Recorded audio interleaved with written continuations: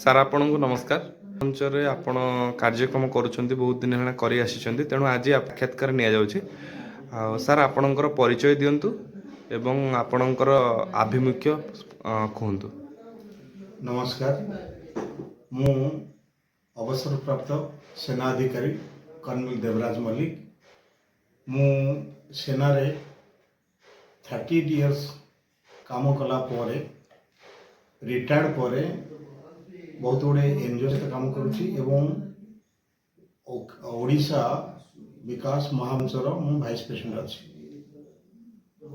आज्ञा सर, बहुत बहुत धन्यवाद। तो आपण केते वर्ष हेलाणी ओडिशा विकास महामंच सहित जड़ित अच्छा और कार्यक्रम कर को कार्यक्रम आपण आज पर्यंत करिसेंती जहार कि स्पष्ट उत्तर आउ स्पष्ट लोकंक पाखरे केते पहुंची पारिछि ओडिशा विकास महामंच ता ऊपर कि कहंतु।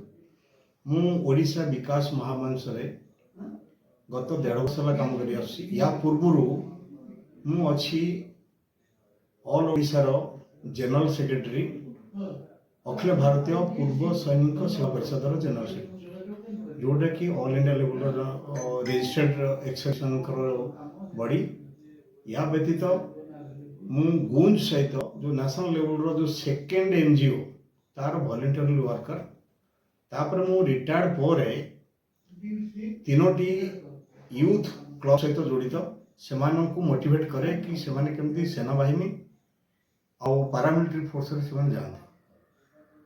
ता व्यतीत गाँ मानकरे पानी पीवा पाई बेसिक नीड होची तंकर पोखरी गुड़ा को सफा करवा एवं से पोखरी गुड़ा को लेडीज द्वारा काम कला पोरे तांको आमे किछि लाइवलीहुड क्रिएट करिया पे तम किछिटा आमे इंसेंटिव दो।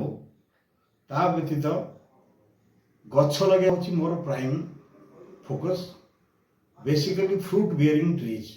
ए वर्ष रे मो 50,000 गछ ओडिशा विकास महामंच तथा तथा एक सर्विस मानकर ग्रुप नहीं गछ ओडिशा लगे।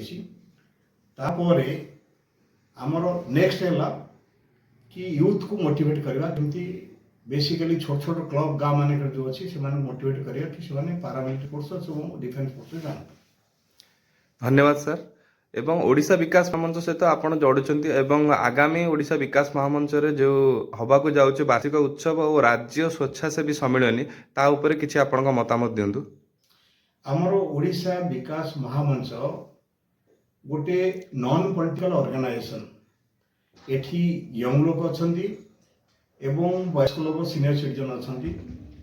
आउ हमर मेन एम हैला रूरल एरिया रे केमते हमर डेवलपमेंट हो एवं नॉन पॉलिटिकली लोक केमते हम काम करिवो लोकंकर प्रॉब्लम ता हमें गवर्नमेंट को हाईलाइट करू कि ई लोकंकर असुविधा अछि सुविधा। धन्यवाद सर। सर आउ गोटे गोटे प्रश्न थिला जे जेहेतु ओडिशा विकास महामंच एबे नूतन 1.5 वर्ष 2 वर्ष हैला तयारी होईची, तो आगामी अभिमुख्य कौन अछि ओडिशा विकास महामंच ताकु टे स्पष्ट करंतु। हमर बेसिक एम हैला तीनोटी।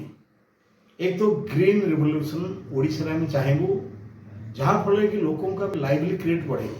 नंबर 2 हेल्थ, जोटा कि प्राइम प्रॉब्लम होची लोक मान रूरल एरिया रे सेठी हेल्थ प्रति हमें सजग रहबू।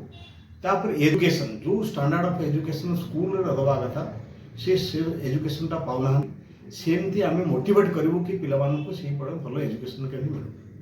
आज्ञा सर, बहुत बहुत धन्यवाद आम सहित जड़ित हुई। तो आपणकर ये मूल्यवान साक्षात्कार नहीं मते बहुत खुशी लगुच और ओडिशार विकास मते आगु को बढ़ुथिबार भी दृश्यमान होउछि। तो धन्यवाद सर आपण सहित यही साक्षात्कार धन्यवाद। Thank you God bless you. जय जगन्नाथ।